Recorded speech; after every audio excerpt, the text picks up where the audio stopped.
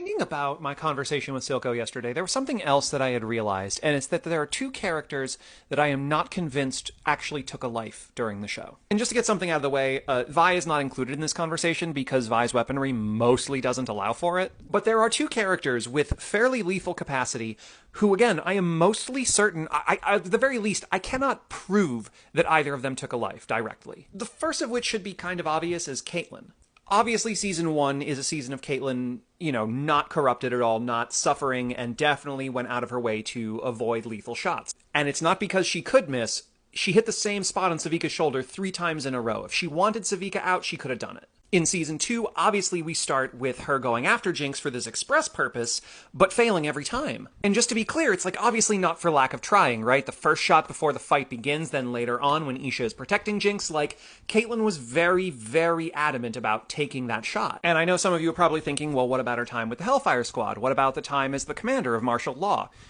Neither of which give any indication that Caitlyn would have taken a life in that time. In the montage for the Hellfire Squad, we see her repeatedly using net capture against the Chem Barons, a piece of technology ammunition that she still has in her possession by the time that she betrays Ambessa. And I think it's a very specific wording when she's interrogating Singed, is that she says, "oceans of sweat and tears, but not blood." And that is important to note after Warwick just slaughtered the entirety of Stillwater's guard staff, right? She is specifically referring to the actions taken by Piltover and the Enforcers.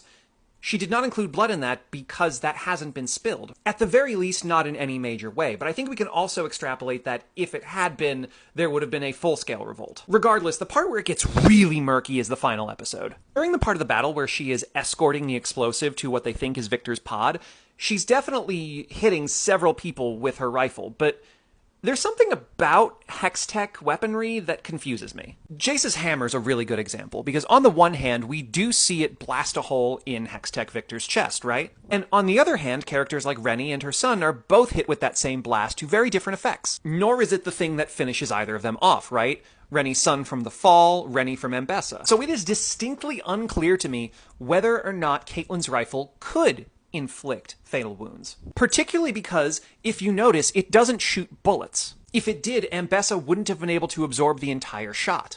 And of incredibly important notice, when she is trying to take revenge on Jinx, she actually loads bullets into the rifle. And this brings us to the second character, and I wonder if y'all are gonna go with me on this one. Because that second character is Victor. And I see some of you immediately are like, but what about Skye? What about all of the cult? What about that? Well, I do think it's important to be very clear. You might think I'm maybe splitting hairs on this, but the Hex Corps is definitely responsible for Skye more than Victor is. I mean, Victor is morally responsible, but he didn't do it. Nor was that what he was attempting to do with the cult, right? Again, you can argue that the Hex Corps probably had a different goal in mind. But when Victor connected himself to them, because that's what he was doing. He was connecting himself to them, and that's why they were healing. He was removing their impurities and connecting with them spiritually. It had the after effect of directly tying their lives to his, so that when Jace blasted a hole in his chest, what immediately happened was his physical body stopped living, so did all the physical bodies connected to him. If you want to be technical about this, I think Jace probably has a higher body count than Jinx just from that one act. Here's the thing that I think is really fascinating. If you watch the final battle, all of the Hex-cursed bots, right? They do not do violence to anyone. All they do is immobilize their targets, right? And they're not even fully connecting the target to Victor. As far as I can tell, they have to keep physical connection in order for that, freezing, immobilizing, whatever it is to work. Consider that Warwick had Vi by the throat and had nearly taken her over, but as soon as that physical connection was broken, Vi was fine. Victor isn't truly connected and in control of everybody until after he assembles both halves of order and chaos. This also solves a problem I suspect some people might have had, which is, why didn't he just, try and take the chaotic wild rune himself? If he can, through his bots, connect to other people and then take over them, why not just do it? Why need Ambessa? I think these two things together kind of say, well, he can't. And it's not because it was more convenient, right?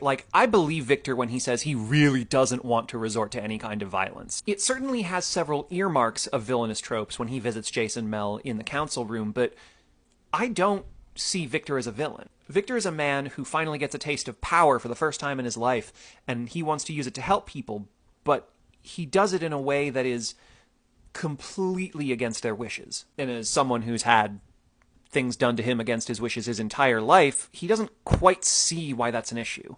Anyway, I think I'm kind of getting away from the point that I'm trying to make, which is very low body counts except for Jinx and Jace, and nobody's a villain. That's it today.